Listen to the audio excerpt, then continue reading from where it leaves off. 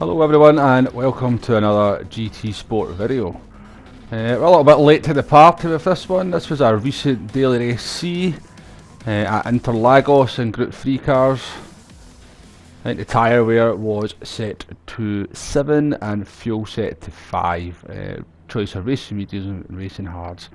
And the characteristics of this race is that it's a fuel saving race, so you can see we've got the fuel mix on to 6.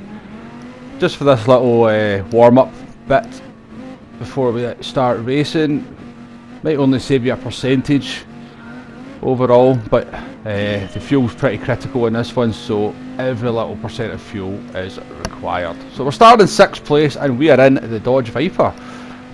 Not a car that I've seen very much of during the week when this race was getting played, but I'm playing on my Fraggle Commander account, which is not my main account. And in this account I quite like to just try out different cars and see how they hold up and see if I can beat some of the sort of the meta cars, so to speak. So the cars of choice for the majority of drivers in this race was the AMG Mercedes and the Porsche. So short shifting to save as much fuel as possible in these early exchanges. As you can see, a fairly undramatic start to the race. The top 5 have just kept their place. Quite interesting. I think there's 5 different cars in the top 6. Sorry, 6 different cars in the top 6 positions, which is nice to see. The leader in a Mercedes, I think that's an Audi in second. There's a Porsche there, an Aston Martin, and the car in front of us is a Nissan GTR. So as much as the AMG and the Porsche were the meta cars, in this race at least we have quite a nice selection of different vehicles. Let's go to the last corner there. We're in the slipstream of the GTR, and this is where I realised that the Dodge Viper is actually very good in a straight line, because the GTR is one of the best cars, probably the second best car after the McLaren F1 at a straight line in Group 3, and the Dodge Viper's having no trouble whatsoever keeping up with the GTR. So I think there's been a change of position there between the Aston Martin of the 32 Menace and the Porsche of the Legend Mick, and he's now going to come under pressure from the GTR down into turn number 4, which is quite a good overtaking place. So our race so far, we're just keeping it nice and calm and collected. There's no requirement to really get too much done at this point. We're just feeling out the opposition, seeing how the Dodge Viper's going to handle, and I can tell even by this point in the race that the Dodge is quite a nice car. It's very, very stable, not a whole lot of dramas. And I think what happens there to Imada in the GTR, I believe he just disconnects. He just sort of drifts off the track, and that's us up to 5th position. So jumping forward a little bit, we are now on coming towards the end of lap number 3. We've just spent the time closing the gap to the 4th place car. That's the Legend Mick, the Spaniard, and he is in the Porsche. A Porsche, not a great car in a straight line. The Dodge Viper, as you can see, we're not even in the slipstream. We're having no trouble at all getting alongside the Porsche. We're actually up into 4th position, but I had a funny feeling that the Spaniard would brake late into that corner, and it gets back alongside into the braking zone, and we give the position up and we fall back into formation just behind. So again, the straight line speed of the Dodge evident to see as we close up there in the braking zone. Spaniard goes a little bit wide into turn 4, and that's going to give us a run as we approach. I actually think the next turn's turn 6. I think that little curve there counts a corner, and he leaves us just a car width on the outside there. I thought he was going to squeeze us off the track, but it's not to be. And we're putting the Porsche under a lot of pressure now as we sort of dart back and forward, looking for a way past. So the strategy for this race was the best option at the beginning of the week was the no stop. Save your fuel.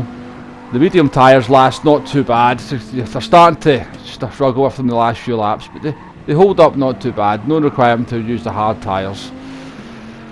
So the non-stop was the preferred strategy, but there was more people in most races were also pitting as well. So here we are, coming to the towards end of lap 4. We're very much in the slipstream now of the Porsche.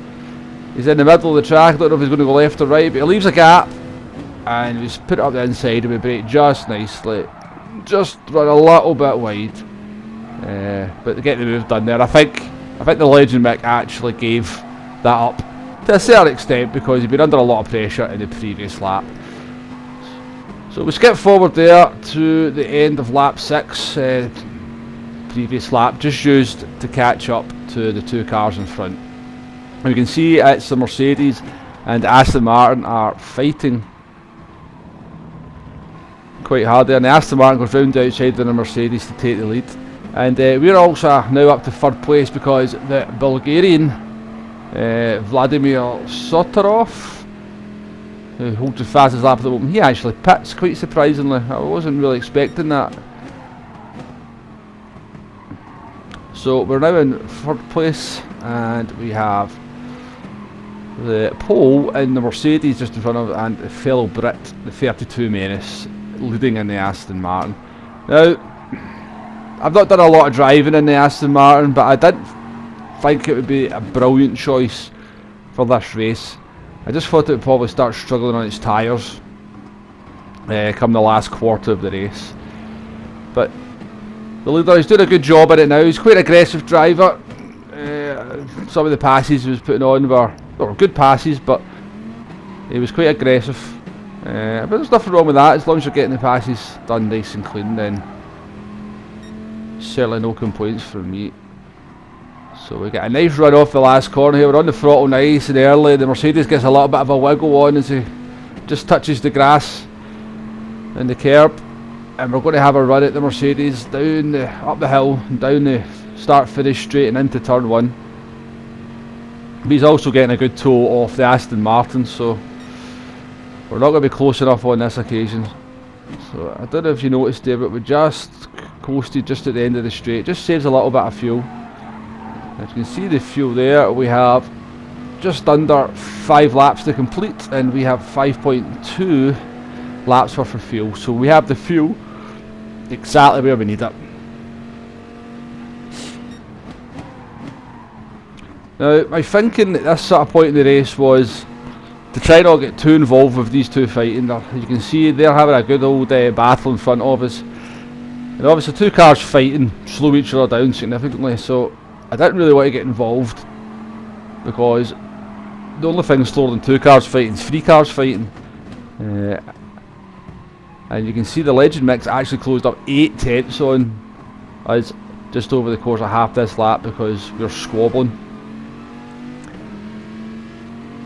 with each other.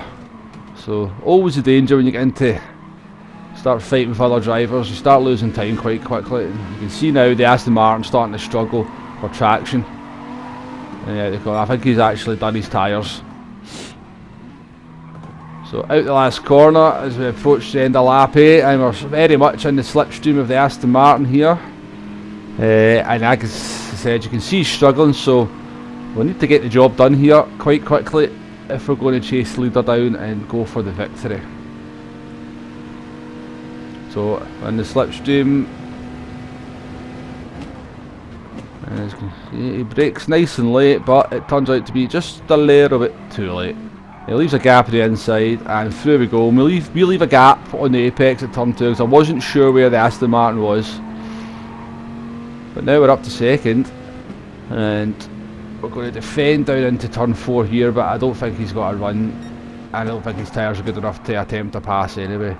So the chase is on, and the fight for the win in this one from 6th in the grid is very much on. So it's taken us about half a lap, we skip forward a little bit, to close that gap down to the Mercedes. And I can see straight away, the moment I've got him, that we just have more grip.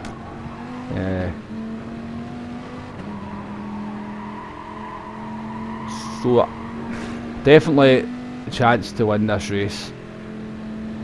So the Polish driver there, he decides he's going to defend fresh air. We weren't really in a position to make an attack into turn 4. And I noted at that point that he was quite willing to, he was going to defend quite hard, and as he should. We're fighting for a race win here. So he goes a little bit wide into the double apex right-hander there. And you can see he's struggling to make these apexes. The Dodge Viper's handling this track no problem. Nice, keeping everything nice and smooth. That just helps your tyre wear. Again, the Mercedes sliding into the slow right-hander there. Running wide at this corner. You can see we're getting a run in towards the last corner, and we're going to be very much in the slipstream here as we come up the hill. And the Mercedes AMG, certainly no slouch in a straight line, but as we've seen already, the Mercedes, sorry, not the Mercedes, the Viper, it can keep up with the very best on the straights. Lots of grunt. And we've definitely got a run on the Mercedes here. He goes to the inside. We try to run him narrow, but he actually sort of tries to take the racing line even though we're still alongside him. That's a move I do quite often on drivers. If they want to go narrow, I'll keep them as narrow as I can into the braking zone. The drift always catches people out. They always try to sort of retake the ideal line into the braking zone. So again, another run into turn 4 here, and we are definitely have the edge over this guy, but we are running out of time. We have a lap and a half left to get the job done here. And our best opportunity is going to be into turn 1. So we need to get everything lined up over the course of the rest of this lap and get a good run up the hill and try and get the job done into turn 1. You can still see the Mercedes there, the Polish driver struggling to get his car onto the apex. He's going defence, he's having to go defensive into every corner. He's scared I'm going to make a lunge. But we've not shown our hands yet, let's just say it. So here we are, out the last corner, 3 tenths behind. We've got plenty of fuel left. You can see we've got just over a lap to go, and we have 1.6 laps of fuel. So this is where we're going to go for it. We're revving the engine right to the max. In 6th gear, we're kind of alongside into the over the start finish line. He goes defensive, we just brake a little bit early, we let him out brake himself, we do the cut back into turn 1, and boom, that is job done. And if barring anything very stupid, the victory for the Dodge is pretty much assured. And so, as the title suggests, did we just make Dodge great again? Well, that's just a little ode to another YouTuber by the name of Jeff James, who runs a channel called Jeff Racing, and he's got a little series called Make Dodge Great Again, where he plays on his American account. So, Jeff James, if you happen to see this video, Fraggle Commander here, reporting for duty, and we are helping make Dodge great again, because the Dodge is going to come home here for a fine victory in Daily Race C. And as you can see, it's going to end up being quite comfortable in the end. We've taken a second and a half out of the Polish driver over the course of this lap. Into the last corner. No issues with fuel. And when we get across the line, the gap is going to be about 2 seconds in the end. So the Dodge Viper is actually a very, very nice car, I have to say. So there we go. 2 seconds to the Polish driver in the end. So there we are, we're raising the trophy for victory. Victory number 12 for Fraggle Commander, and we went from 6th position to 1st, so using the no-stop strategy. Who would have thought the Dodge would be good in a fuel saving race, but it proved to be. So thank you for watching, and I shall see you on the next one.